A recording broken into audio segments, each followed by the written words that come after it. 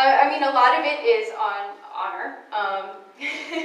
You know, because really they're not hurting me if they don't do it, they're hurting themselves. So, you know, a lot of it is just them saying, did you follow through or did you not follow through?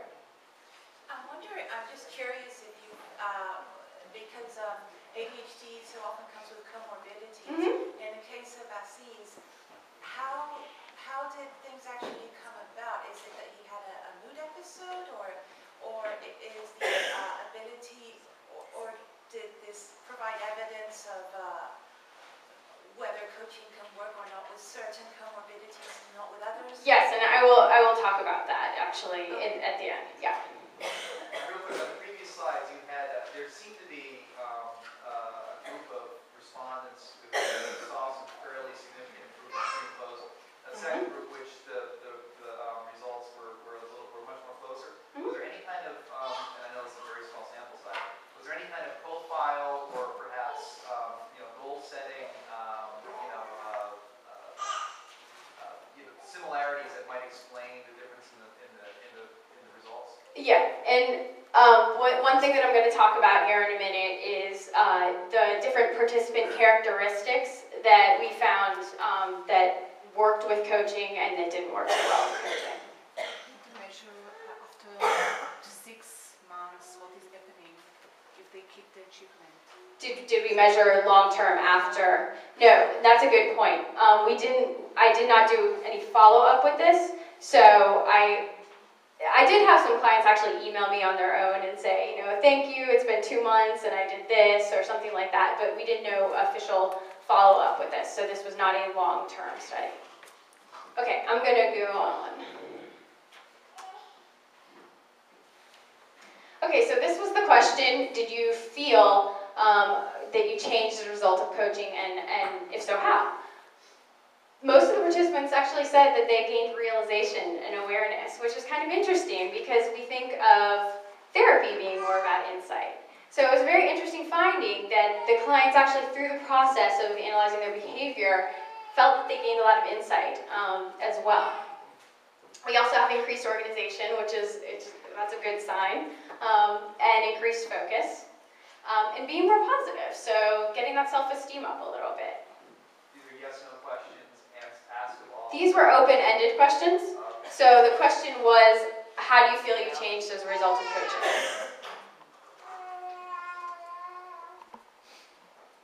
This shows the answer to was coaching worth the time and effort.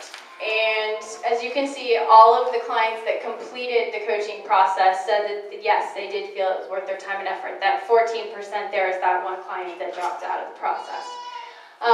They also said that they'd be interested, all of them said they'd be interested in getting more coaching in the future, which was a good sign as well.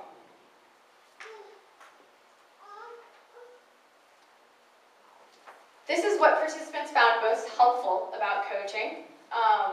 First, we had answering to the coach and being pushed, and information and suggestions as the top. So actually having someone to be accountable, they found really valuable, accountable to.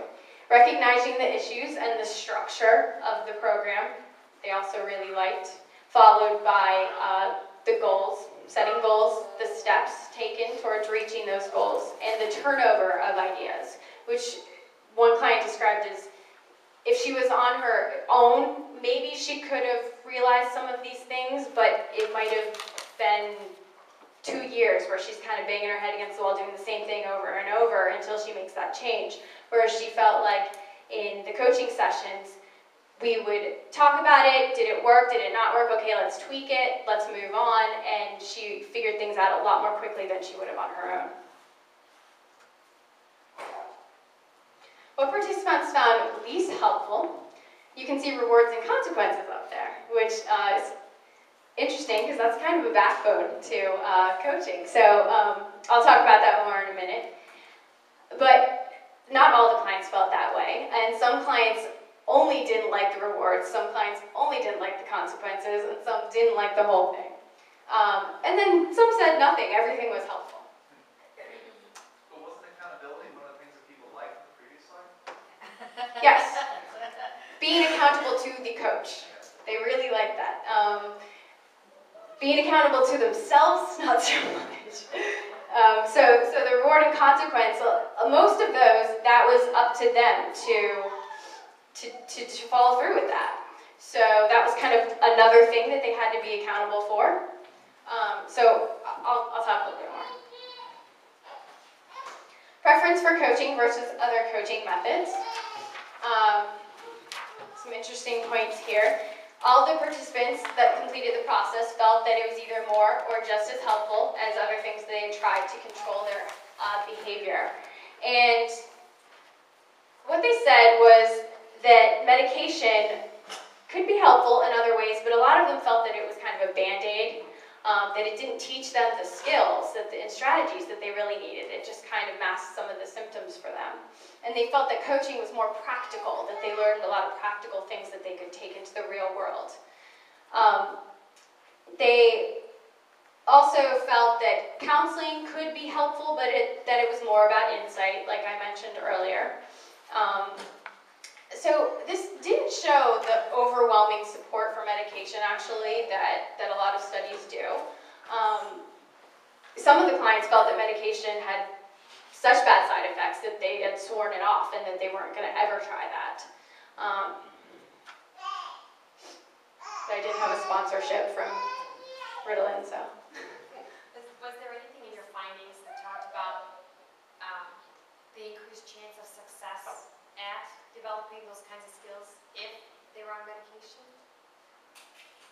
Say that again. The increased chance of success at developing those skills if they were on medication. Yeah. In addition. If the medication stabilized them enough to be able to pay attention to learn Yes. the skills necessary, was there any evidence of that? Yes, and I mean this was all feedback from the client, but there were clients that were on medication that said if I didn't take that, that was a definite lifesaver in terms of my focus, and if I didn't take that, I probably wouldn't have had the results here that I did. So there was a kind of a little bit of a mixture, but just not I would say the majority of the clients weren't in favor. But it's a small sample, and maybe we just picked those. That's one of the drawbacks to the study. Did you have okay. Okay, so here are. Do you remember what that means? You're all looking at me like, what? Are you paying attention? All right. Okay. So some suggestions for coaching. These either came from the coach or from the clients themselves. In terms of rewards and consequences, okay, the first piece is when they were helpful, what kinds of rewards and consequences were helpful. And one of the things that we found here was that relevant rewards and consequences seemed to work the best. So for example, Susan had a goal of a healthy diet, of incorporating more healthy foods into her diet. And what she did as a consequence when she didn't meet her weekly objective was to deprive herself of what she called fizzy water, bubbly water that she liked to drink. So it related to her and it further encouraged the healthy eating. Aziz had a financial goal of saving money, and when he didn't meet his financial goal, we would give $20 to charity. So they really liked it when there played a relevance into it. And then the question, are they really necessary? Because as I said before, a lot of the clients didn't find them all that helpful. So the question is, maybe it's the structure and the steps that's really the most helpful, and we don't necessarily need these rewards and consequences. Hang on one second.